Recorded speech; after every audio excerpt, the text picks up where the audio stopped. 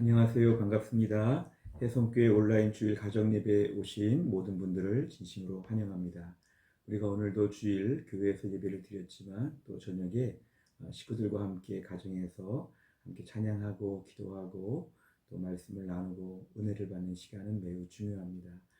저는 목회자로서 교회를 위해 기도하면서 어떻게 하면 우리 성도님들의 믿음이 성장할까 생각하다가 이 코로나 시기에 주일 저녁마다 우리가 분주하게 시간을 보내지 않고 함께 예배하는 중에 하나님께서 우리에게 큰 은혜를 주실 것을 확신하고 이 일을 시작하게 되었습니다. 오늘도 순종하는 마음으로 함께 모인 모든 분들을 진심으로 환영합니다.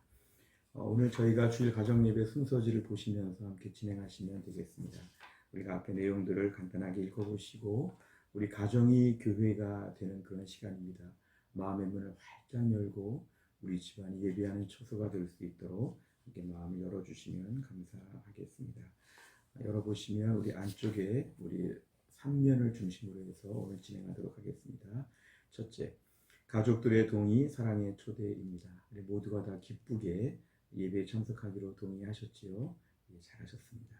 우리 찬송가 35장을 찬양드리겠습니다.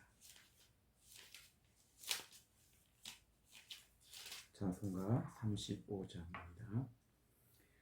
큰 영화로신 주 이곳에 오셔서 이 모인 자들로 주 백성 삼으사 그 중에 항상 계시고 그 중에 항상 계시고 큰 영광 나타내소서.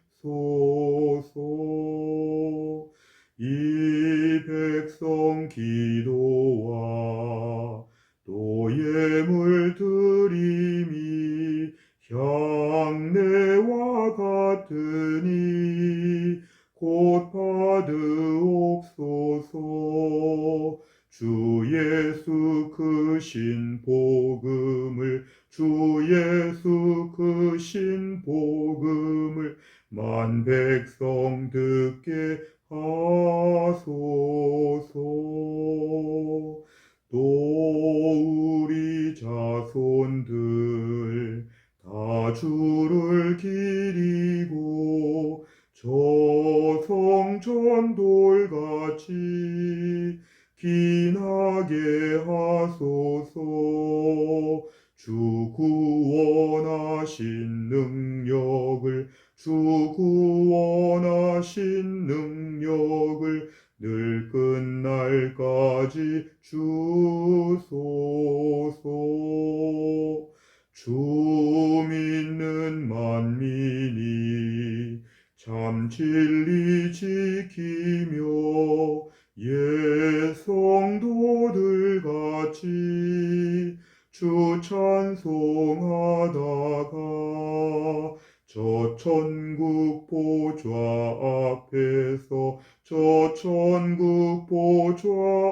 앞에서 늘 찬송하게 하소서.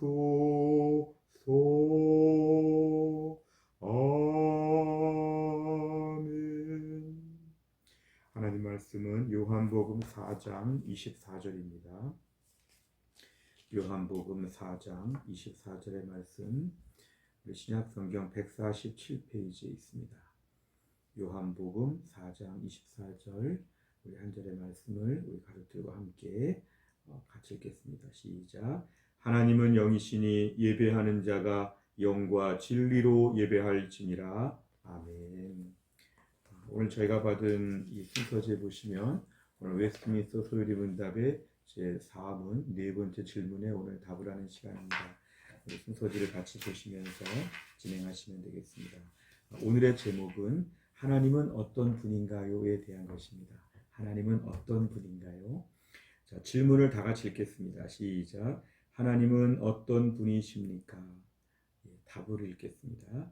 하나님은 그의 존재, 지혜, 능력, 거룩, 공의, 선하심, 그리고 진리에 있어서 무한하시고 영원 불변하시는 영이십니다. 이렇게 말씀하고 있습니다.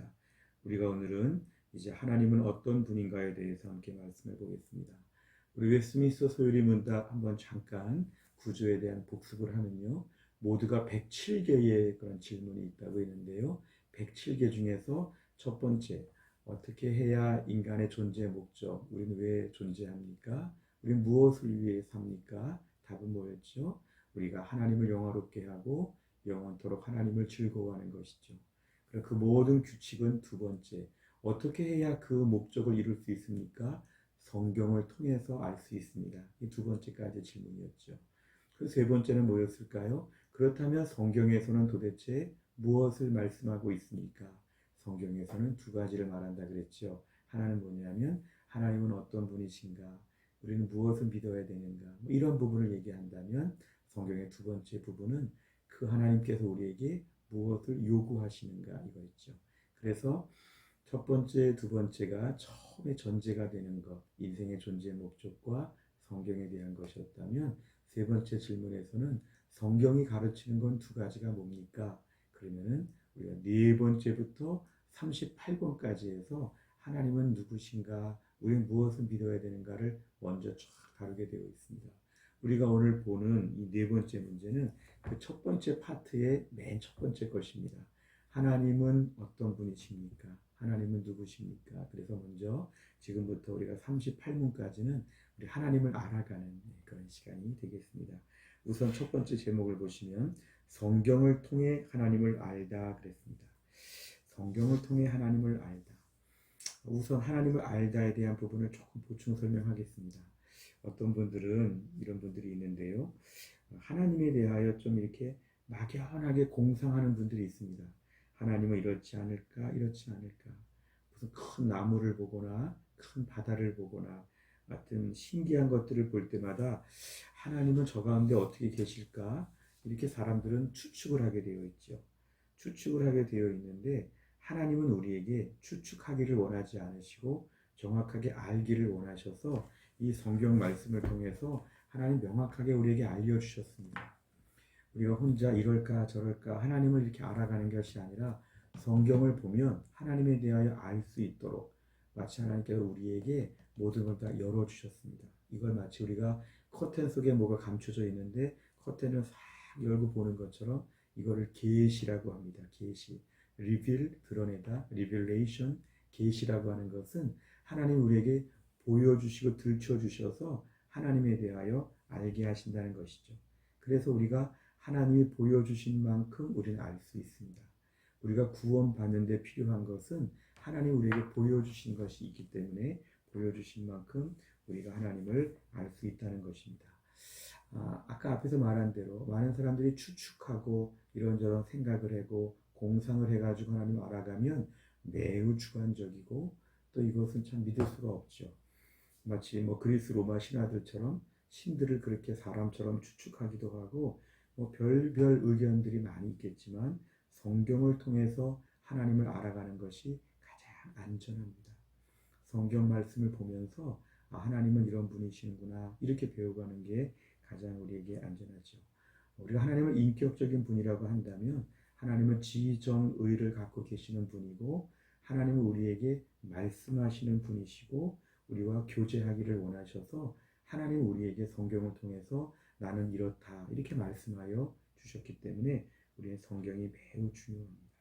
그래서 성경을 통해서 하나님을 알아가는 것 이것이 우리 기독교 신앙입니다. 두 번째를 보시면 하나님의 무한하심이라고 했습니다. 하나님의 무한하심. 우리가 먼저 하나님이 어떤 부분에 무한하시냐 하면 오늘 읽은 답에 나와 있는 것처럼 하나님의 존재와 지혜와 능력과 거룩과 공의와 선하심과 진리에 있어서 하나님이 무한하시다는 것입니다. 무한하시다. 그래서 우리가 하나님을 생각하면서 오늘 교재 중에서 제일 중요한 건 뭐냐면 하나님은 무한하시다. 이걸 아는 게 참 필요합니다. 마치 우리가 거대한 태평양 같은 아주 끝이 보이지 않는 망망대해 바다를 볼 때 참 바다가 넓다 하는 것처럼 우리가 하나님을 생각할 때 가장 먼저는 무한하다. 그래서 어떤 신학자들은 무한하신 하나님의 바다에 빠져보라 이런 얘기도 했습니다. 우리를 지금 힘들게 하는 많은 문제들이 있죠. 내 고통과 아픔들이 참 많죠. 나를 괴롭히는 사람들도 있고 내가 해결할 수 없는 많은 문제들도 있죠. 근데 이것을 다 큰 바다에 빠뜨리는 것처럼 빠뜨려 보라는 것입니다. 그러면 하나님이 그 모든 것들을 다 하나님은 아실 수 있고 하나님은 해결하실 수가 있다는 것입니다. 이렇게 좀 동심원 구조를 보면 좋겠는데요. 우리가 맨 가운데 속에서 힘들다 할 때 우리 힘든 문제가 우리를 다 덮어싸고 있어서 그렇죠. 그러니까 우리보다 훨씬 문제가 크죠. 더 중요한 것은 이 문제보다 하나님이 크시다는 것입니다. 그래서 하나님은 이 문제들, 우리는 도저히 안 되는 문제를 하나님은 다 다루실 수 있다는 믿음. 그래서 우리가 오늘 하나님을 생각할 때는 무한하심이라고 하는 하나님의 속성을 이해하는 게 가장 중요합니다. 역대상 29장 10절부터 12절 말씀 한번 제가 읽겠습니다. 다윗이 온 회중 앞에서 여호와를 송축하여 이르되 우리 조상 이스라엘의 하나님 여호와여 주는 영원부터 영원까지 송축을 받으시옵소서. 여호와여 위대하심과 권능과 영광과 승리와 위엄이 다 주께 속하였사오니 천지에 있는 것이 다 주의 것이로소이다. 여호와여 주권도 주께 속하였사오니 주는 높으사 만물의 머리이심이니이다. 부와 귀가 주께로 말미암고 또 주는 만물의 존재가 되사 손에 권세와 능력이 있사오니 모든 사람을 크게 하심과 강하게 하심이 주의 손에 있나이다. 아멘. 성경의 많은 말씀 중에 하나님의 권세와 능력을 이렇게 자세하게 언급한 구절은 없습니다. 이게 가장 중요한 말씀이죠. 다윗은 하나님 앞에 이런 멋진 고백을 그가 할 수 있었습니다. 결론적으로 그는 이렇게 하나님이 너무 위대하시기 때문에 하루 종일 찬양해도 부족하다. 하나님은 정말 위대하시고 권능이 많으시고 높으시고 모든 걸 소유하시고 운영하시고 하나님의 손에 모든 게 달려있다고 하는 그런 고백입니다. 다윗의 이런 고백을 생각해 본다면 이제 우리와 좀 비교해 보는 게 필요합니다. 그러면 우리는 어떨까요? 우리는 너무 한계가 많죠. 시간도 제한적이어서 100년도 채 못 사는 우리 짧은 인생입니다. 우리 주변의 많은 역사적인 인물들을 봐도 태어난 날짜가 있고 죽은 날짜가 있습니다. 유명한 연예인들, 유명한 정치인들 반드시 태어났다가 죽는 우리도 그런 존재이죠. 그러니까 우리에게는 영원히 살 수 없는 시간적인 한계가 있습니다. 비단 우리의 수명만 그런 게 아니라 우리가 어떤 직장에 있든지 우리가 어느 공동체에 있든지 다 우리는 안개와 같이 금방금방 사라지고 없어진다는 것이죠. 공간도 마찬가지입니다. 세상에 우리가 안 가본 데가 얼마나 많은지 우리는 정말 아주 조그만 곳에 모여가지고 아웅다웅 살지만 하나님의 스케일을 생각해 본다면 우리 공간적으로도 많이 제한되어 있죠. 우리 건강도 많이 제한되어 있습니다. 우리 인생이 100세가 안 돼서 세상을 떠난다 이렇게 통상적으로 얘기를 한다면 100세 전에 건강도 한 60, 70이 되면서 건강이 급격히 나빠집니다.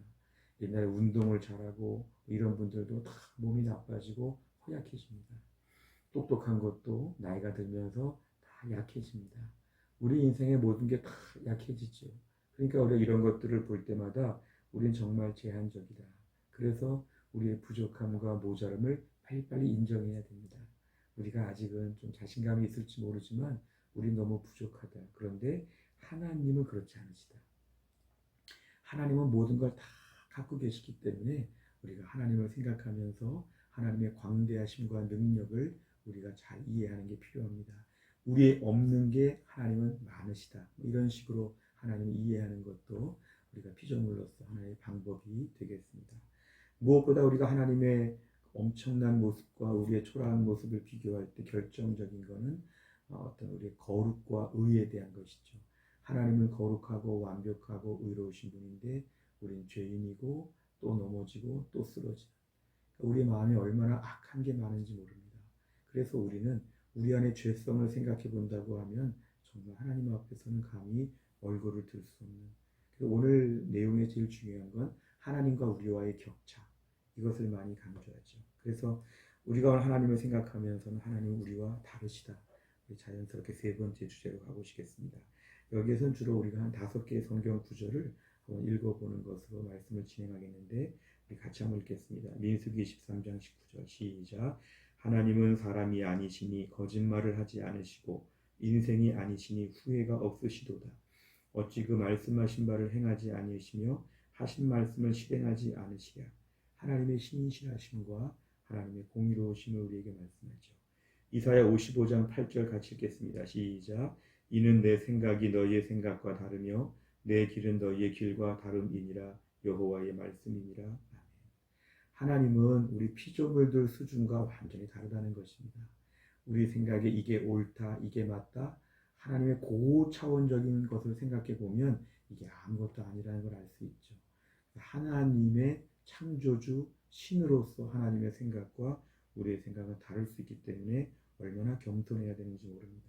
전도서 5장 2절을 보면 너는 하나님 앞에서 함부로 입을 열지 말며 급한 마음으로 말을 내지 말라. 하나님은 하늘에 계시고 너는 땅에 있음이니라. 그런즉 마땅히 말을 적게 할 것이라. 하나님 앞에 함부로 입을 열지 말라는 것입니다. 심지어 기도할 때조차도 얼마나 겸손해야 되는지 모릅니다. 하나님과 우리와의 격차를 우리가 자꾸만 인정해야 됩니다. 야고보 1장 5절을 보면 너희 중에 누구든지 지혜가 부족하거든 모든 사람에게 후히 주시고 꾸짖지 아니하시는 하나님께 구하라. 그리하면 주시리라. 하나님의 지혜가 우리의 지혜와 비교할 수 없다는 것입니다.